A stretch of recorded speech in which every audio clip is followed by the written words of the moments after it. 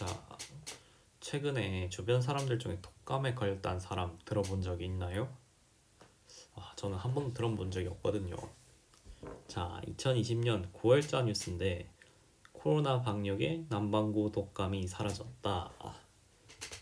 자, 남반구라 하면 대표적으로 남아메리카 그리고 오세아니아 쪽 나라들을 볼 수 있는데 여기 자료들을 보시면 2015년에서 2020년까지 인플루엔자 바이러스에 걸린 확진자 수를 나타낸 거예요. 그러니까 독감에 걸린 사람 수를 나타낸 거죠. 자, 보시면 2020년 그래프는 완전 바닥에 누워 있는데 2015에서 2019까지는 아주 하늘을 치솟고 있죠. 자, 이 이유가 방역 때문이라고 합니다. 거리두기 강화, 손 씻기, 여행 제한, 마스크 그런 것 덕분에 호주에서는 51명 정도만 독감에 걸렸다고 하네요.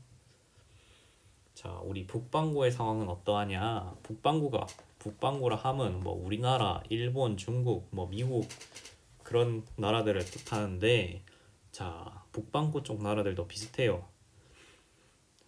북반구 쪽은 10월부터 3월까지가 우리 독감 시즌이라고 하는데, 자, 2021년에는 독감 확진자 수가 거의 없죠.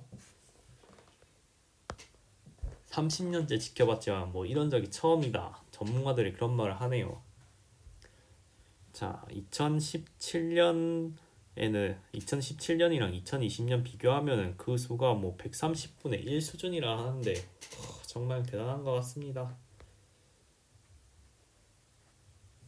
1년 전쯤에 미국 전 대통령이 이런 말을 했었죠. 코로나가 우리 독감보다 덜 치명적이다. 그런 소리로 방역 대책을 좀 느슨하게 했는데 그게 사실이 아니에요.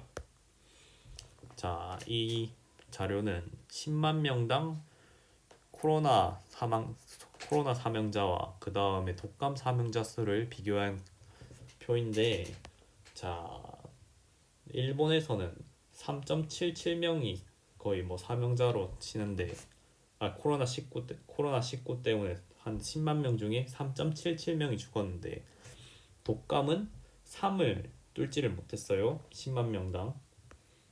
자, 미국도 마찬가지예요. 미국도 독감으로 인해 죽은 환자 수는 50명을 뚫지도 못했는데 여기 코로나19로는 121명을 도착을 했죠. 근데 생각해보면 왜 독감 백신만 유독 매년 맞아야 하나 그런 생각을 들게 하더라고요. 비형 간염, 대상포진 이런 애들은 평생 딱 한 번만 맞으면 되는데 왜 굳이 독감 백신만 매년 맞아야 하나?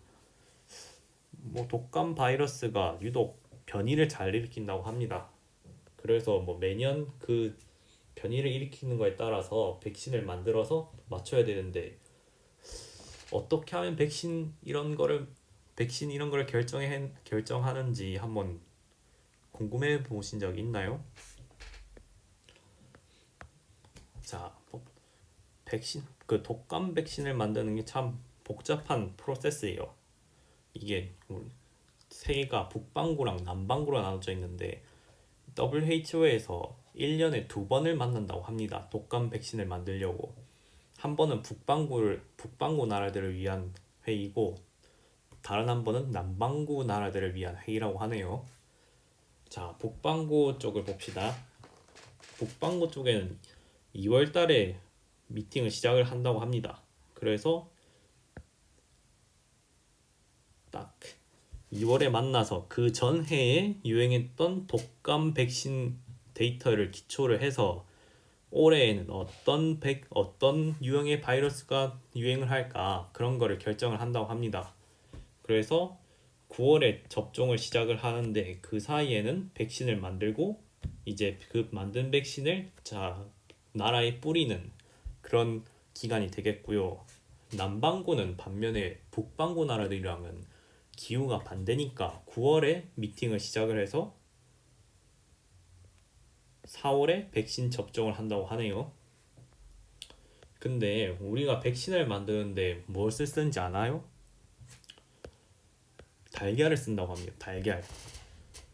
그래서 왜 달걀 알레르기가 있으면 독감 백신 접종을 피하라는 소리가 있잖아요. 또 설문지를 보면은 왜 알부민 알러지가 있느냐? 알부민이 달걀을 구성하는 그 단백질 중 하나거든요. 단백질은 뭐 중요한 단백질이죠, 달걀에. 그래서 독감 왜 설문지를 보면은 알레르기가 있냐, 알부민 알레르기가 있냐, 달걀 알레르기가 있는 걸 묻는 거고요. 이게 70년도 더 된 공정 과정인데 아직까지도 백신을 만드는데 많은 부분을 차지하고 있습니다. 뭐 달걀 알러지가 없는 사람은 달걀 알러지가 있는 사람은 어떻게 해야 하나?